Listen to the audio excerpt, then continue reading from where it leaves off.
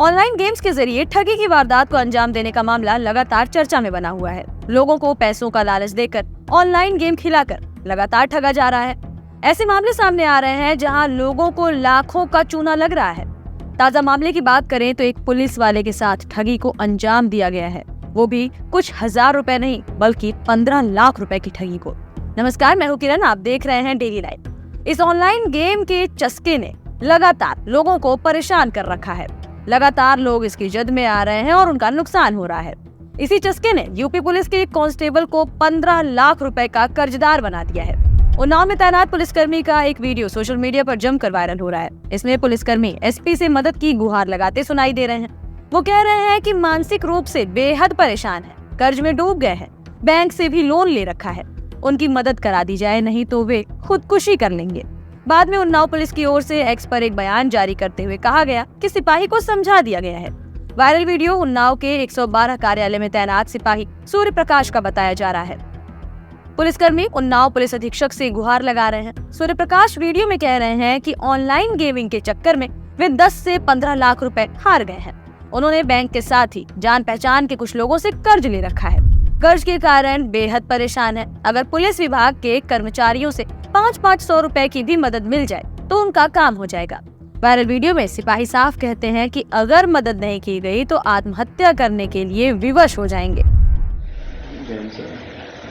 मैं constable Surya Prakash sir, police वाला कार्यालय उन्नाव में कार्यरत हूँ सर।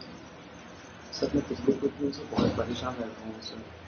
मैंने सर बैंक से लोन लेकर सर और इधर उधर लोगों से उधार लेके सर मैं ऑनलाइन गेमिंग में बहुत सारा पैसा हार गया सर, 10 से 15 लाख। और इससे सर मेरी मानसिक स्थिति बहुत ही खराब हो गई है। मुझे कुछ समझ में नहीं आया सर, मैं क्या करूँ सर। मैंने आत्महत्या करने के लिए प्रयास किया है सर, और बस मेरी आखिरी उम्मीद से आप हैं। अगर सर मैं आपसे निवेदन करता हूँ, अगर सर आप प्रत्येक कर्मचारी से 500 रुपये का सहयोग सर दिला देंगे तो सर शायद मैं आत्महत्या ना करूँ सर। अगर सर आपने मेरी मदद की सर तो व्यक्ति आत्महत्या कर लेगा सर। तो मैं महोदय से निवेदन है कि सर प्रत्येक कर्मचारी को सैलरी से 500 रुपये का योगदान सर दिला दें, जिससे मैं अपना कर्जा भर सकूँ सर और मैं एक सामान लेने की भी सकूँ। अन्यथा सर मैं बेबस हो जाऊँगा सर आत्महत्या करने की। वीडियो वायरल हुआ तो पुलिस महकमे में भी चर्चा शुरू हो गई। आला अधिकारियों तक भी इसकी जानकारी पहुंची। वहीं इस बारे में मीडिया से बात करते हुए उन्नाव की सीओ सिटी सोनम सिंह ने बताया कि जो वीडियो वायरल हो रहा है उसका संज्ञान लेकर जांच की जा रही है। जांच के आधार पर आगे की कार्रवाई की जाएगी। जबकि उन्नाव पुलिस की ओर से सोशल मीडिया प्लेटफॉर्म पर एक बयान जारी करते हुए कहा गया कि पुलिसकर्मी को समझा दिया गया है। पिछले कुछ महीनों में लगातार ऑनलाइन गेमिंग का क्रेज तेजी से बढ़ा है। इसके स्कैम के मामले लगातार सामने आ रहे हैं। ऑनलाइन गेमिंग की लत में एक छात्र 96 लाख रुपए का कर्जदार हो गया है। जब से इंटरनेट और स्मार्टफोन की पहुंच बढ़ी है, तब से लगातार ऑनलाइन गेमिंग का क्रेज भी बढ़ रहा है। आज के समय में ऑनलाइन गेमिंग लोगों के बीच एक एंटरटेनमेंट का मेन सोर्स बन गई है। वैसे तो ये काफी इंटरेस्टिंग लगता है, लेकिन इसके कई सारे नफा और नुकसान भी हैं। स्कैम के मामले लगातार इसी से सामने आ रहे हैं। ऑनलाइन गेमिंग की वजह से एक स्टूडेंट पर 96 लाख का कर्ज चढ़ गया है। आपने शायद ही इससे पहले कभी भी ऑनलाइन गेमिंग की वजह से इतने बड़े कर्ज का मामला सुना होगा। दरअसल ये दूसरा मामला है जो लगातार ऑनलाइन गेमिंग की वजह से चर्चा में रहा। ऑनलाइन गेमिंग की लत और उससे होने वाले नुकसान का चौंकाने वाला ये मामला बिहार के रहने वाले हिमांशु मिश्रा के साथ पेश आया। हिमांशु ने ऑनलाइन गेमिंग को लेकर जो खुलासा किया, उसने एक बार सभी को ये सोचने के लिए मजबूर कर दिया है कि आखिर हम किधर जा रहे हैं। हिमांशु की उम्र सिर्फ 22 साल है। ऑनलाइन गेमिंग के लिए हिमांशु ने घर वालों और पहचान वालों के साथ ही धोखाधड़ी कर दी और अपने ऊपर 96 लाख का कर्ज बना लिया। अब नौबत ये है कि हिमांशु के घर वालों ने भी उन्हें घर से निकाल दिया है। हिमांशु अकेले हैं। हिमांशु कोई अनपढ़ शख्स नहीं है। उन्होंने IIT JEE में 98% नंबर हासिल किए थे। उनकी इस उपलब्धि से पूरा परिवार खुश था। सभी को गर्व था कि बेटा पढ़ने में काफी अच्छा है, नाम रोशन करेगा। लेकिन अब ऐसे हालात हो गए हैं कि परिवार वालों ने हिमांशु से मतलब रखना ही छोड़ दिया है। एक पॉडकास्ट प्रोग्राम के दौरान हिमांशु ने बताया कि उसने सिर्फ एंटरटेनमेंट के लिए ऑनलाइन गेमिंग को अपनाया और इसकी शुरुआत सिर्फ 49 रुपए से की। लेकिन बाद में ऐसी लत लगी कि उसने इसके लिए अपनी माँ के अकाउंट से 28,000 रुपए और पिता के अकाउंट से 88,000 रुपए धोखाधड़ी से निकाल लिए। सिर्फ इतना ही नहीं, बीटेक के लिए जमा फीस भी हिमांशु ने ऑनलाइन गेमिंग में गवा दिए। हिमांशु ने बताया कि उसने एक शख्स से 20,000 रुपए लिए थे, जो उसने दोगुना करके उसे लौटा दिए। इसके बाद उस शख्स ने हिमांशु पर भरोसा कर लिया और अपना फोन ही दे दिया और फिर उसी के अकाउंट से पैसे निकाल कर हिमांशु ऑनलाइन गेमिंग में लगाता रहा। हिमांशु ने बताया कि वो लगातार हारते रहे और धीरे धीरे 96 लाख रुपए के कर्ज में डूब गए। ऑनलाइन गेमिंग को लेकर भारत में कई नियम बनाए गए हैं। IPL 2024 के पहले की बात करें तो इस दौरान सरकार ने सोशल मीडिया इन्फ्लुएंसर्स को किसी भी तरह के जुए और सट्टेबाजी वाले ऑनलाइन गेम का प्रचार न करने की हिदायत दी थी। सूचना और प्रसारण मंत्रालय ने सोशल मीडिया इन्फ्लुएंसर्स और सेलिब्रिटीज को चेतावनी देते हुए साफ कहा था कि अगर वे जुए और सट्टेबाजी वाले गेम्स का प्रचार करते पाए गए तो उन पर कंज्यूमर प्रोटेक्शन एक्ट 2019 के तहत कार्रवाई होगी। उनके सोशल मीडिया अकाउंट को बैन करने के साथ ही उनको जेल की सजा भी दी जाएगी। भारत में ऑनलाइन गेमिंग को लेकर पिछले साल यानी 2023 में सरकार ने कुछ नियम जारी किए। इनमें जुए और सट्टेबाजी पर बैन लगाया गया था। ऑनलाइन गेमिंग से जुड़े नॉर्म्स को नए IT एक्ट 2021 के साथ जोड़ा गया है। सरकार ने पिछले साल ऑनलाइन गेमिंग सेक्टर को रेगुलेट करने के लिए नॉर्म्स जारी किए थे। इनमें ऑनलाइन गेम खेलने के दौरान किसी तरह के रियल मनी का इस्तेमाल जुए और सट्टेबाजी में न करने के लिए कहा गया। सरकार ने ऑनलाइन गेम के दौरान सट्टेबाजी और जुए को रोकने के लिए सेल्फ रेगुलेटरी ऑर्गेनाइजेशन यानी SRO का फ्रेमवर्क तैयार किया। केंद्रीय IT राज्य मंत्री राजीव चंद्रशेखर ने कहा कि हम ऐसे फ्रेमवर्क पर काम कर रहे हैं जो ऑनलाइन गेम को अनुमति देने या फिर न देने के लिए काम करेगा।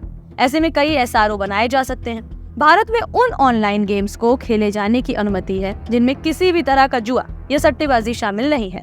भारत में उन ऑनलाइन गेम्स को खेला जा सकता है जिनका कंटेंट बच्चों में किसी भी तरह की लत को बढ़ावा नहीं देता और गेम खेलने वालों को नुकसान नहीं पहुंचाता। ऑनलाइन गेम को SRO रेगुलेट कर रहा है, जिसमें इंडस्ट्री, गेमर्स और कई स्टेक होल्डर्स भी शामिल हैं। इसे सरकार ही रेगुलेट नहीं कर रही है। नए नियमों के मुताबिक SRO को यूजर्स की सुरक्षा और गेमिंग की लत को लेकर ऑनलाइन गेम की वेबसाइट पर वित्तीय जोखिम और फ्रॉड की चेतावनी प्रकाशित करना भी अनिवार्य किया गया है। किस गेम पर कितना पैसा खर्च किया जाएगा, इसके लिए यूजर एक लिमिट सेट करेगा। इस रेगुलेटरी फ्रेमवर्क में पैसा खर्च करने की लिमिट तक पहुंचने से पहले यूजर को लगातार थोड़ी देर पर अलर्ट मैसेजेस भेजे जाने का प्रावधान भी है। जिस ऑनलाइन गेम में रियल मनी का इस्तेमाल होगा उसमें KYC को फॉलो करना भी जरूरी होगा, यानी यूजर या गेमर को KYC वेरिफिकेशन करवाना अनिवार्य होगा। अगर कोई भी इन नियमों का उल्लंघन करते हुए पाया गया तो उसे डी-नोटिफाई कर दिया जाएगा। देश में गेमिंग को लेकर अब लोगों की सोच भी बदल रही है। गेमिंग को कभी सिर्फ एक शौक माना जाता था, लेकिन कई गेमर्स अब इससे अच्छी कमाई करने लगे हैं। गेमिंग अब सिर्फ एंटरटेनमेंट का साधन नहीं रहा, बल्कि कई लोग इसे अपना एक कैरियर भी चुन रहे हैं। वहीं महिलाएं भी इस मामले में बिल्कुल पीछे नहीं हैं। इससे सरकार को भी काफी फायदा हो रहा है। अक्टूबर-दिसंबर 2023 तिमाही में ऑनलाइन गेमिंग से GST 3,470 करोड़ रुपए तक पहुंच गई, जो पिछली तिमाही से कलेक्ट हुए 605 करोड़ रुपए से 5 गुना ज्यादा है। हाल ही में HP की गेमिंग लैंडस्केप स्टडी 2023 ने एक रिपोर्ट पेश की। इसमें 15 शहरों के 3,000 गेमर्स पर एक सर्वे किया गया। इससे पता चलता है कि 58% महिलाएं हर हफ्ते 12 घंटे तक गेमिंग पर ध्यान दे रही हैं। वहीं पुरुषों के लिए ये आंकड़ा 74% का है।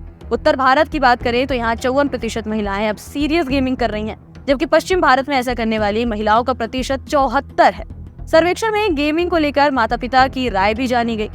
कई पेरेंट्स ऐसे मिले जो बच्चों के लिए इसे एक कैरियर ऑप्शन चुनने के लिए परेशान दिखे या फिर कंफ्यूज दिखे। दूसरी ओर कई पेरेंट्स का मानना है कि गेमिंग कमाई का अच्छा जरिया भी बन सकती है।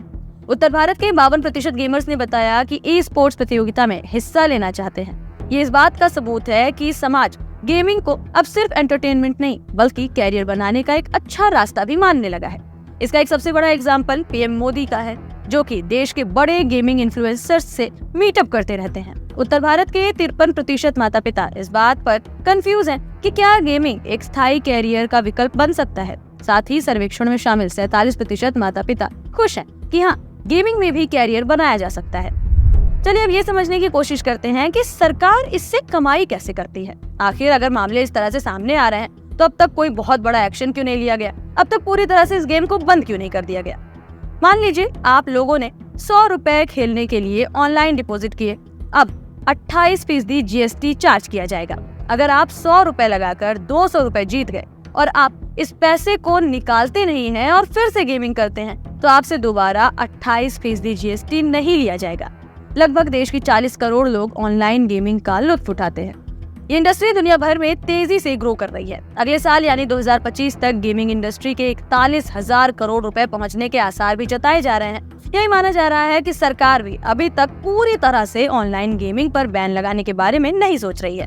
फिलहाल इस रिपोर्ट में इतना ही। उम्मीद है कि आपको ये पूरा मैटर समझ में आ गया होगा कि आखिर ऑनलाइन गेमिंग अगर इतनी खतरनाक है तो इसे बैन करने का फैसला क्यों नहीं लिया जा रहा और कहां पर, कब, कौन से बड़े मामले सामने आए। फिलहाल के लिए इतना ही। देश और दुनिया से जुड़ी तमाम खबरों से अपडेटेड रहने के लिए बने रहिए डेली लाइन के साथ।